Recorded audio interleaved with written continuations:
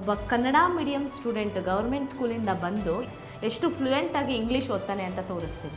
ಸುಂಕುತ್ಕಟ್ಟೆ, ಹೆಗ್ನಳ್ಳಿ, Peenya, Laggere, Andrahalli surroundings ಯಾವ್ಯಾವ parents ಇದ್ದೀರಾ ಗಮನ ಇಟ್ಟು ಕೇಳಿಸ್ಕೊಳ್ಳಿ. ನಿಮ್ಮ ಮಕ್ಕಳಿಗೆ ಫ್ರೀ ಎಜುಕೇಷನ್ ಸಿಗ್ತಿದೆ. ಇಂಥ ಅವಕಾಶ ಯಾರಿಗೂ ಸಿಗಲ್ಲ. ತಪ್ಪದೆ ಈ ವಿಡಿಯೋ ನೋಡಿ. ನಿಮ್ಮ ಮಕ್ಕಳನ್ನ ಓದ್ಸೋಕ್ಕೆ ತುಂಬ ಕಷ್ಟಪಡ್ತಾ ಇದ್ದೀರಾ. ಆ ಕಷ್ಟನ ಇವತ್ತಿಗೆ ಸ್ಟಾಪ್ ಮಾಡಿ. 6th ಸ್ಟ್ಯಾಂಡರ್ಡಿಂದ 12th ಸ್ಟ್ಯಾಂಡರ್ಡ್ವರೆಗೂ ಫುಲ್ಲಿ ಫ್ರೀ ಎಜುಕೇಷನ್ ಸಿಗ್ತಿದೆ. ಅದು ಹೇಗೆ ಅಂತ ನಾನು ಈ ವಿಡಿಯೋಲ್ಲಿ ತೋರಿಸ್ಕೊಡ್ತೀನಿ. ಕೊನೆ ತನಕ ಈ ವಿಡಿಯೋ ನೋಡಿ.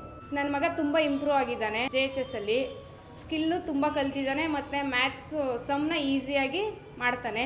ಸ್ಕೂಲಲ್ಲೂ ಹೇಳ್ತಾ ಇದ್ರು ತುಂಬ ಮ್ಯಾಥ್ಸಲ್ಲೆಲ್ಲ ಇಂಪ್ರೂವ್ಮೆಂಟ್ ಆಗಿದ್ದಾನೆ, ಚೆನ್ನಾಗಿ ಮಾಡ್ತಿದ್ದಾನೆ ಇವಾಗ ಅಂತ.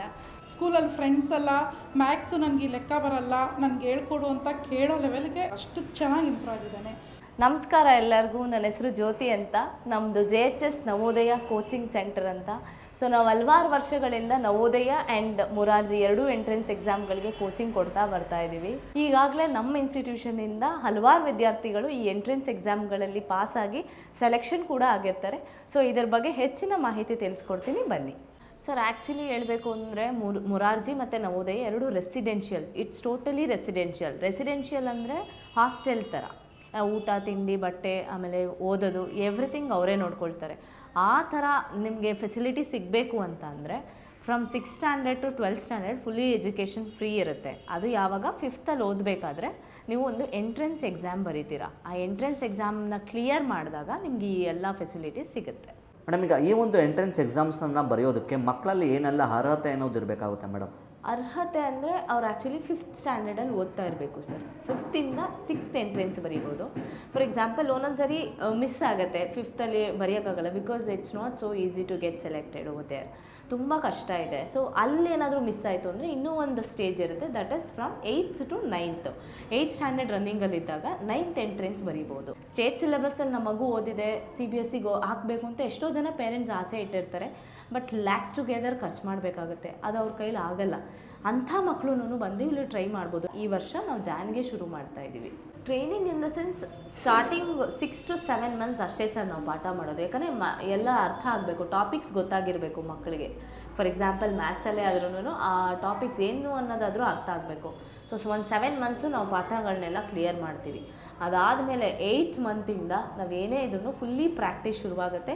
ಪ್ರೀವಿಯಸ್ ಕ್ವಶನ್ ಪೇಪರ್ಸ್ ಎಲ್ಲ ಫಿಲ್ ಮಾಡಿಸ್ತೀವಿ. ಅದ್ರ ಜೊತೆಗೆ ವರ್ಕ್ ಬುಕ್ ಅಂತ ಬರುತ್ತೆ. ಆ ವರ್ಕ್ ಬುಕ್ನು ಫುಲ್ಲು ಅದರಲ್ಲಿ ಆಲ್ಮೋಸ್ಟ್ 20 ಸೆಟ್ಸ್ ಇರುತ್ತೆ ಪೇಪರ್ಸು. ಅದೆಲ್ಲ ಹೇಗೆ ಎಕ್ಸಾಮಲ್ಲಿ ಬರುತ್ತೆ ಅದೇ ಪ್ಯಾಟರ್ನಲ್ಲೇ ಇರುತ್ತೆ. ಅದನ್ನು ಕ್ಲಿಯರ್ ಮಾಡ್ತೀವಿ. ಈ ಫಾದರ್ ನೇಮು, ಮದರ್ ನೇಮು, ಅವ್ರ ನೇಮು ಏನೇನೋ ಮಿಸ್ಟೇಕ್ ಮಾಡ್ತಾರೆ. ಯಾಕಂದರೆ ಬಬ್ಲಿಂಗ್ ಎಲ್ಲ ಇರುತ್ತೆ. ಒಂಚೂರು ಬಬ್ಲಿಂಗಲ್ಲಿ ಏನಾದರೂ ಮಿಸ್ಟೇಕ್ ಆಯಿತು ಅಂದ್ರೂ ಅದು ರಿಜೆಕ್ಟ್ ಆಗಿಬಿಡುತ್ತೆ. ಅದರಿಂದನೂ ನಾವು ಟ್ರೈನಿಂಗ್ ಕೊಟ್ಟಿರ್ತೀವಿ. ಮಕ್ಕಳು ಅಲ್ಲಿ ಹೋಗಿ ಎಕ್ಸಾಮ್ ಬರೆಯೋವರೆಗೂ ನಾವು ಜೊತೆಲೇ ಇರ್ತೀವಿ ಸರ್. ಸರ್, ಮೇಯ್ನಾಗಿ ಮ್ಯಾಥ್ಸ್ ಇಂಪ್ರೂವ್ಮೆಂಟ್ ಆಗ್ತಾರೆ ಸರ್. ಈಗ ಎಷ್ಟೋ ಜನ ಮಕ್ಕಳಿಗೆ ಅದೇ ಮ್ಯಾಥ್ಸೇ ದೊಡ್ಡ ಪ್ರಾಬ್ಲಮ್ಮು. ಈ ಸ್ಕೂಲಲ್ಲೆಲ್ಲ ತುಂಬ ಡಲ್ ಇರ್ತಾರೆ. ಅಂಥ ಮಕ್ಕಳು ಮ್ಯಾಥ್ಸಲ್ಲಿ ತುಂಬ ಚುರುಕಾಗ್ತಾರೆ, ತುಂಬ ಆರಾಮ್ಸೆ ಇಂಪ್ರೂವ್ ಆಗ್ತಾರೆ. ನವೋದಯ ಸಿಲೆಬಸ್ ಆ ಥರ ಇದೆ. ಈಗ ಫಾರ್ ಎಕ್ಸಾಂಪಲ್ ನೀವು ಈ ಮಗು ಇದೆ, ಇವನು ಗೌರ್ಮೆಂಟ್ ಸ್ಕೂಲಲ್ಲಿ ಕನ್ನಡ ಮೀಡಿಯಮ್ ಓದ್ತಾ ಇದ್ದಿದ್ದು ಮಗು ಇದು. ಇವನ್ನ 1 ಮಂತ್ ನಾವು ಅಬ್ಸರ್ವ್ ಮಾಡಿದ್ವಿ, ಹೇಗೆ ನೋಡೋಣ. ಲೈಕ್ ಇವಾಗ ಕನ್ನಡ ಮೀಡಿಯಮ್ಗೂ ಇಂಗ್ಲೀಷ್ ಮೀಡಿಯಮ್ಗೂ ತುಂಬ ಡಿಫ್ರೆನ್ಸ್ ಇರುತ್ತೆ. ಬಟ್ ನಾವು ಇಂಗ್ಲೀಷ್ ಮೀಡಿಯಮಲ್ಲೇ ಇವನ್ನ ಪುಷ್ ಮಾಡೋಣ ಅಂಥೇಳಿ 1 ಮಂತ್ ಚೆಕ್ ಮಾಡಿ ನಾವು ಟ್ರೈ ಮಾಡೋಣ ಅಂತ ಹೇಳಿದಾಗ ಇವನು ಇವಾಗ ಆ್ಯಕ್ಚುಲಿ ಕರೆಂಟ್ ಈಗ ಡಿಸೆಂಬರಲ್ಲಿ ನಾವು ಬರೆದ್ರಲ್ಲ ಎಕ್ಸಾಮು. ಸೊ ಅದರಲ್ಲಿ ಇಂಗ್ಲೀಷಲ್ಲೇ ಬರೆದಿದ್ದಾನೆ. ಅವ್ನಿಗೆ ಇವಾಗ ಕೇಳಿದ್ರೆ ಕನ್ನಡ ಈಸಿನಾ, ಇಂಗ್ಲೀಷಲ್ಲಿ ಮ್ಯಾಥ್ಸ್ ಬರೆಯೋದು ಈಸಿನಾ, ಕನ್ನಡದಲ್ಲಿ ಮ್ಯಾಥ್ಸ್ ಬರೆಯೋದು ಈಸಿನಾ ಅಂದರೆ ಅವ್ನು ಇಂಗ್ಲೀಷಲ್ಲೇ ಈಸಿ ಅಂತ ಹೇಳ್ತಾನೆ. ಕೇಳ್ಬೋದು ನೀವು ಬೇಕಾದರೆ. ಸರ್ ನೋಡಿ, ಒಬ್ಬ ಕನ್ನಡ ಮೀಡಿಯಂ ಸ್ಟೂಡೆಂಟ್ ಗೌರ್ಮೆಂಟ್ ಸ್ಕೂಲಿಂದ ಬಂದು ಎಷ್ಟು ಫ್ಲೂಯೆಂಟಾಗಿ ನಮ್ಮ ಕೋಚಿಂಗ್ ಸೆಂಟರ್ಗೆ ಬಂದ ಮೇಲೆ ಎಷ್ಟು ಫ್ಲೂಯೆಂಟಾಗಿ ಇಂಗ್ಲೀಷ್ ಓದ್ತಾನೆ ಅಂತ ತೋರಿಸ್ತೀನಿ. Read this. Passage 3. In a city there lived a mother with her little daughter. One day they went to a toy shop. The girl showed a beautiful blue ball. Sir, ನಮ್ಮ ಸೆಂಟರಲ್ಲಿರೋ ಮಕ್ಕಳು ಎಷ್ಟು skilled ಆಗಿದ್ದಾರೆ ಮ್ಯಾಥ್ಸಲ್ಲಿ ಅಂತ ಒಂದೇ ಒಂದು live example ತೋರಿಸ್ತೀನಿ ನೋಡಿ.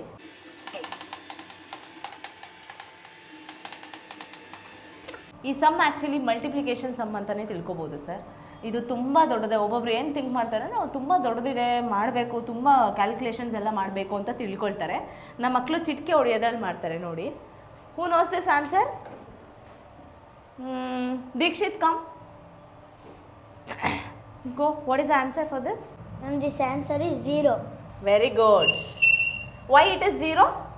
Ma'am, because it is any number we can multiply with 0 Ma'am, answer is 0 only, ma'am, that was. Very good any number multiplied by 0 is 0.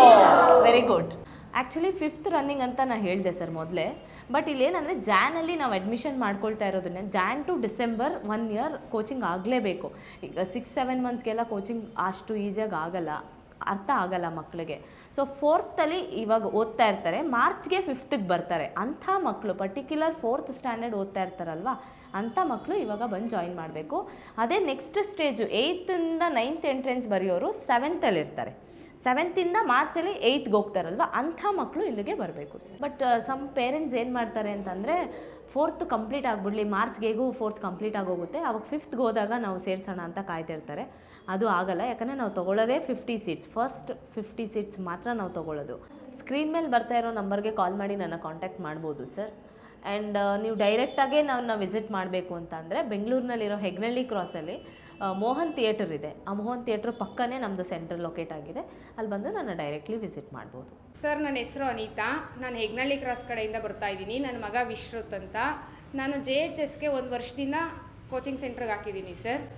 ನನ್ನ ಮಗ ತುಂಬ ಇಂಪ್ರೂವ್ ಆಗಿದ್ದಾನೆ. JHSಲ್ಲಿ ಸ್ಕಿಲ್ಲು ತುಂಬ ಕಲ್ತಿದ್ದಾನೆ ಮತ್ತು ಮ್ಯಾಥ್ಸು ಸಮ್ನ ಈಸಿಯಾಗಿ ಮಾಡ್ತಾನೆ. ಈ ಕೋಚಿಂಗ್ ಸೆಂಟ್ರಲ್ಲಿ ಮ್ಯಾಮ್ ತುಂಬ ಚೆನ್ನಾಗಿ ಹೇಳ್ಕೊಡ್ತಿದ್ದಾರೆ. ಆಮೇಲೆ ನನ್ನ ಸ್ಕಿಲ್ಸ್ ಎಲ್ಲ ಇಂಪ್ರೂವ್ ಆಗಿದೆ. ಮ್ಯಾಮು 3 ಪಾರ್ಟ್ನ ಚೆನ್ನಾಗಿ ಹೇಳ್ಕೊಡ್ತಾರೆ. ಮೆಂಟಲ್ ಎಬಿಲಿಟಿ, ಮ್ಯಾಥ್ಸ್ ಹಾಗೂ ಇಂಗ್ಲೀಷು ತುಂಬ ಚೆನ್ನಾಗಿ ಹೇಳ್ಕೊಡ್ತಾರೆ. ಸೊ ನಾವಿಲ್ಲೇ ಹೆಗ್ನಳ್ಳಿ ಕ್ರಾಸಿಂದ ಇರೋದು ಸರ್. ನಾವು ಸುಮಾರು 8 ತಿಂಗಳಿಂದ ಇವ್ರನ್ನ ಇಲ್ಲಿ ಕೋಚಿಂಗ್ ಸೆಂಟ್ರಿಗೆ ಹಾಕಿದ್ದೀವಿ. ಸೊ ತುಂಬ ಇಂಪ್ರೂವ್ಮೆಂಟ್ ಆಗಿದ್ದಾನೆ ಸರ್. ಸ್ಕೂಲಲ್ಲೂ ಹೇಳ್ತಾ ಇದ್ರು ತುಂಬ ಮ್ಯಾಥ್ಸಲ್ಲೆಲ್ಲ ಇಂಪ್ರೂವ್ಮೆಂಟ್ ಆಗಿದ್ದಾನೆ, ಚೆನ್ನಾಗಿ ಮಾಡ್ತಿದ್ದಾನೆ ಇವಾಗ ಅಂತ. ಸೊ ಇಲ್ಲಿ ಚೆನ್ನಾಗಿ ಟ್ರೈನಿಂಗ್ ಕೊಡ್ತಾ ಇದ್ದಾರೆ ಸರ್. ಜಸ್ಟ್ ನನ್ನ ಮಗ 3 ಮಂತ್ಸಲ್ಲಿ ತುಂಬ ಚೆನ್ನಾಗಿ ಕಲ್ತಿದ್ದಾನೆ. ಸ್ಕೂಲಲ್ಲಿ ಫ್ರೆಂಡ್ಸ್ ಎಲ್ಲ ಮ್ಯಾಕ್ಸು ನನಗೆ ಲೆಕ್ಕ ಬರಲ್ಲ, ನನಗೆ ಹೇಳ್ಕೊಡು ಅಂತ ಕೇಳೋ ಲೆವೆಲ್ಗೆ ಇಷ್ಟಪಟ್ಟು ಕಲ್ತಿದ್ದಾನೆ. ಅಂದರೂ ಮೇಡಮ್ ಹೇಳ್ಕೊಡಿರೋದ್ರಿಂದ ತುಂಬ ಚೆನ್ನಾಗಿ ಕಲ್ತ್ಕೊಂಡಿದ್ದಾನೆ ಸರ್.